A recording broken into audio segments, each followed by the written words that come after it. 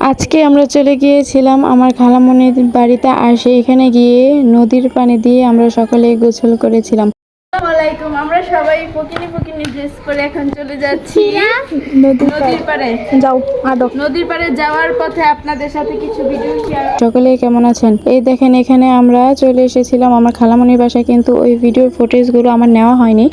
আর এই যে এখন আমরা চলে যাচ্ছিলাম নদীতে গোসল করার জন্য, কিন্তু আমার মেয়ে কোনোভাবেই গোসল করতে দিবে না আর আমাকে ছাড়তে চাচ্ছিল না, তাই ওর সাথে একটু সময় কাটাচ্ছিলাম। আর এইখান দিয়ে আমরা আমাদের অলংকার গয়নাগাটি সব খুলে নিচ্ছিলাম, কারণ সমুদ্র না তো থুকু, এটা সমুদ্র হবে না, এটা হবে নদী। আমি ভুলে বলে ফেলছি, কারণ অনেক আনন্দ নিয়ে যাচ্ছিলাম তো তাই।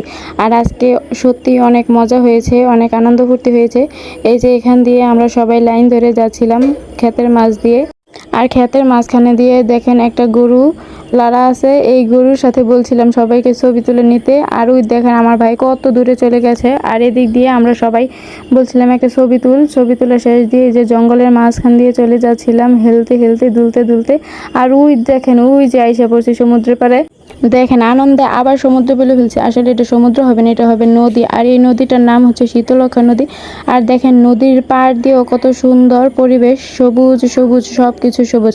আর এইখানে আসার পরে আমার যে কি ভালো লেগেছে। আর এইখানে অনেক দিন পরে আসছি, আর এর আগে আমার বিয়ের অনেক আগে আমি একবার আসছিলাম, নদীতে গোসল করেছিলাম। তখন আমার খালামণিরা, আমার আম্মু সবাই ছিল, তখন অনেক আনন্দ হয়েছিল। আর আমার ভাই বোন নামতে ভয় পাচ্ছিল, তাই তাকে ধাক্কা মেরে ফেলে দিয়েছে, আর সে এরকমভাবে লাফ দিয়েছে আমরা দেখে হাসতে হাসতে শেষ। তারপর আমিও আমার ভয়কে জয় করে আমিও নেমে পড়েছি আমার খালাতো বোনের হাত ধরে গুটি গুটি পায়ে। আর এই দেখেন আমার ভাই কিভাবে লাফ দিয়েছে। আর সবাই আমরা গোসল করছিলাম, আর পানি এত ঠান্ডা ছিল। আর এই দেখেন এই দিক দিয়ে নৌকা চলে যাচ্ছিল, নৌকা বাবুর যাই বলেন না কেন। আর এই দেখেন আমার খালাতো বোন কিভাবে নাচ করছিল আর টিকটক করতে চাচ্ছিল, কিন্তু আমাদের ফোনে এমবি ছিল না, আমরা অনেক গরিব মানুষ। অনেক দিন পরে সবাই একসাথে হলাম, তাই অনেক আনন্দ ফুর্তি হচ্ছে। আর এখানে দেখেন আমার খালাতো বোন প্রেমের খবর, সালাম খবর এইসবে টিকটক করছিল নিজে নিজে গান বলে বলেই। আর তার সাথে আমি কিছু তাল মিলাচ্ছিলাম, সবাই একজন আরেকজনের গায়ে পানি ছেটাচ্ছিলাম। আর এক ছেলে তো আমার মাথায় কাদা মিলা মারছিল। আর একটু পরেই আমরা খেলা শুরু করব। এই যে স্লিপার, এখানে স্লিপার বানানো হচ্ছে সুন্দর করে।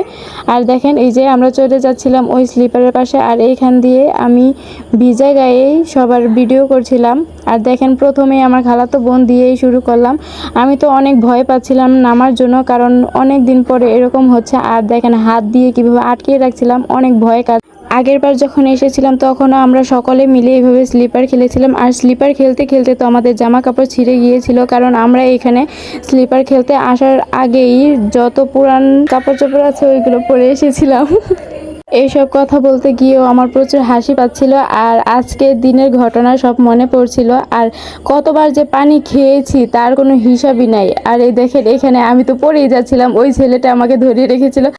একসাথে নামার জন্য সবাই ট্রাই করছিলাম, কিন্তু স্লিপারে বসার সাথে সাথেই স্লিপ খেয়ে পড়ে যাচ্ছিলাম, এরকম একটা অবস্থা। আর এই দেখেন এই ছেলেরা কীভাবে দিচ্ছিল। আমরা যখন একসাথে অনেকজন দিয়েছিলাম তখন অনেক ভয়ঙ্কর হয়ে যায়, কারণ একজন আরেকজনকে চাপ মেরে ধরে রাখে, আর পানিতে পড়ার সাথে সাথে পানি নিচে তলিয়ে যায়। আমার খালামণি উপরে বসে বসে দেখছিল আমরা কি করি, আর বলছিল চলো এবার খেলা শেষ করো, এখন বাসায় যেতে হবে। কিন্তু আমরা খেলা শেষই করছিলাম না। আর আমাদের ভিডিওটা লাইক কমেন্ট শেয়ার করে দিবেন যদি ভালো লাগে।